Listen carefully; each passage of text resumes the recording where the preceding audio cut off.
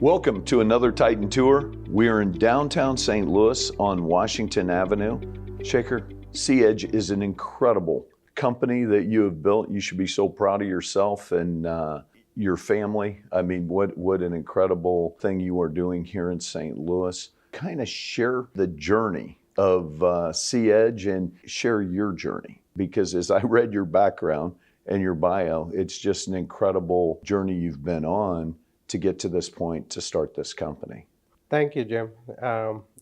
St. Louis means a lot to me. I'm glad that we're talking about downtown St. Louis. The whole reason we relocated here from Creve Coeur and Scott Air Force Base is because we thought this is an ideal place and there will be more opportunities for us. In terms of journey, I've been in technology field for over 25 years, and I've started CEdge with a goal to excel in services. So we support federal government, we support state contracts, and we support commercial enterprises. The kind of work we do is mostly enterprise-related solutions, and to touch upon some of those things, enterprise architecture to cybersecurity, and now, of course, AI. We're part of some of those AI contracts. Also, all the infrastructure pieces to help desks and so forth. Regarding CEdge learning solutions, we really embarked off on a journey how we can make learning experience easy, interactive, more productive, and the outcomes are better. So we are focused a lot in developing courses that are aligned, certified for K through 12, higher ed, and corporate training.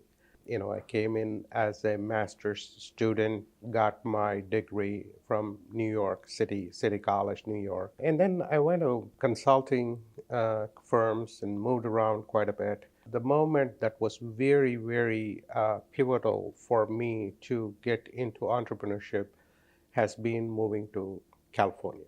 I wanted to work for high-tech companies, and I joined Sybase first, which was just a startup, and then went on to become second largest database company in the world next to Oracle.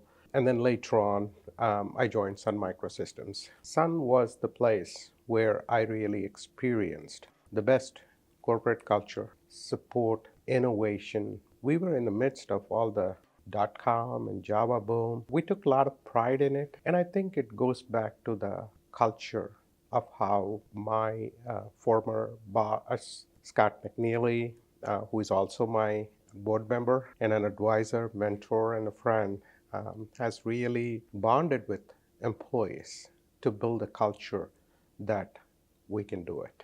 So that is what has led me through this entrepreneurship journey, and I never really wanted to work anywhere else. I think that's why I ended up being an entrepreneur after that.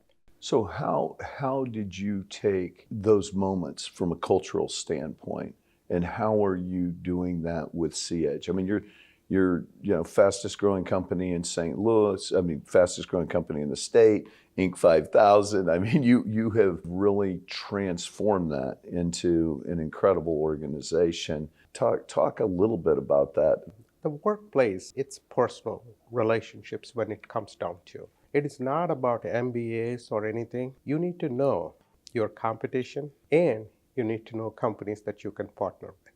The second thing is you need to invest in education, especially your people. Make no cuts on that aspect, because training is essential. The more training you provide, make it easier for your employees to be more successful. Then the third one is you really, really have to have the people whom you can trust. And then it becomes a family. And what they can do together is going to be the teamwork. So that's the kind of people you need to build. This entrepreneurship journey, what I learned is it's not about you, it's about the people around you. How you take lessons learned, your successes, failures, everything, and how you make it better. That's exactly what you need to do. That leads me to two questions. I'm very interested in the family aspect and the business aspect. You have raised a couple rock stars. You guys should be very proud. And your wife's another Titan, but the family balance and how that was accomplished in building CEdge. Family, like you say, is an important piece. The support of the family in whatever form it is. Your daughter or son saying, "Dad, good luck with you," or they sit with you and give ideas. You don't turn it away. They feel like they know better than me, and they advise me.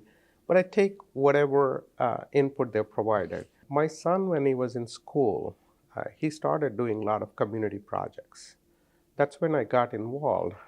And then he told me one thing: "Dad, don't be like some of the parents who will jump on this, make a big deal about it. And then once I get that mission and leave, you just drop these things and move on. Would you promise me that you will take on and continue to support some of the things I am doing?" Wow. Yeah, that's how I started. Then came my daughter. She joined the team. And Sejal, of course, she was Archford's intern too. She learned a lot of things. I thought financial literacy was a great thing for her because she started asking me a lot of deeper financial questions. She also got involved in community aspect. Then came my wife. She started leading her medical practice group, and she's part of the board, and she also started the philanthropy aspect of it. Family, community are key elements. When you think about St. Louis and you think about downtown, I'm impressed by your commitment to be here. We have had challenges. I've been involved with a lot of organizations that are talking about different things as far as trying to move couple hundred people in their organization back downtown. Are you seeing traction in that? I think there is a lot you could do. Instead of waiting for somebody to take the step, why can't you be part of the movement is what it requires. I mean, I come from India. I've seen places that had nothing, and now they are something very big, well known in the world. So people have to take interest. Policymakers have to take interest. You want to create something, work together, and try to create it. The government has put a NGA in just about a mile from where we are. It's encouraging. Government has taken the step. So today it's NGA. Why not it be other intelligence agencies coming to St. Louis? It's affordable, and already there's government contract to happen. So if a lot of people come together and invest in our downtown, I think it'll be good. There's a lot of good things here. You have affordable housing. Commute is not bad. You have wonderful schools. Some of the best school districts are here, and it's a great community. There's a lot of support too. Challenges, like you say, are always going to be there. No matter how much you educate people, how much we do. We try to do that with our kids too, to make their lives without any problems. Is it the case? No. So there's always going to be challenges. Personally, for me, when I was starting, it was about the market. When the talent moves to different countries, then what happens is, how can we do better? I had a difficult choice to make. How do I survive? I'm not a big company. Somebody advised me, "Hey, why don't you look into government contracting?" I was never employed in federal field at all.